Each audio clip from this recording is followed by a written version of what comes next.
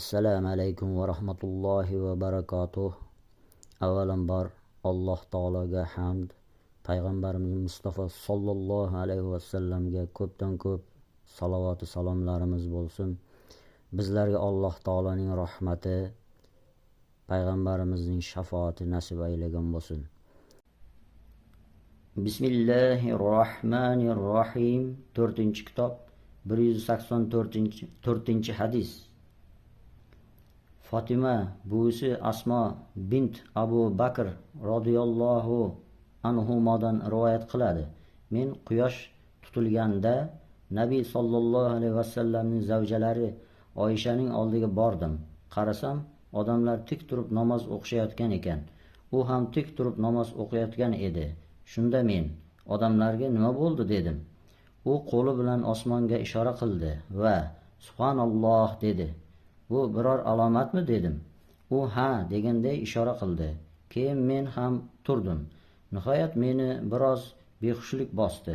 Keyin boshimdan suv quya boshladim. Rasululloh sollallohu alayhi vasallam o'girilgach Allohga hamd sano aytdilar. So'ngra bunday dedilar: ushbu o'rnimda ilgari ko'rmagan barcha narsalarimni ko'rdim. Hatto jannatu do'zaxni ham. Menga vahiy qilindiki, sizlar qabrlaringizda Masih Dajjal imtihoni kabi yoki shunga yaqin Asmo qaysi birini aytganini bilmayman. Imtihon qilinasiz.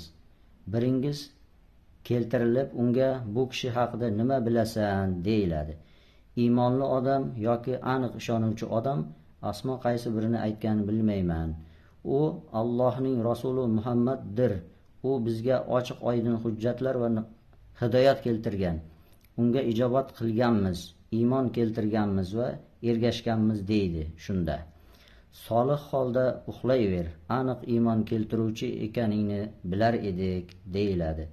Ammo munofiq yoki shubhalanuvchi kishi Asmo qaysi biri aytganini bilmayman esa bilmayman, odamlarning bir nima deyishayotganini eshitib o'shani aytganman deydi.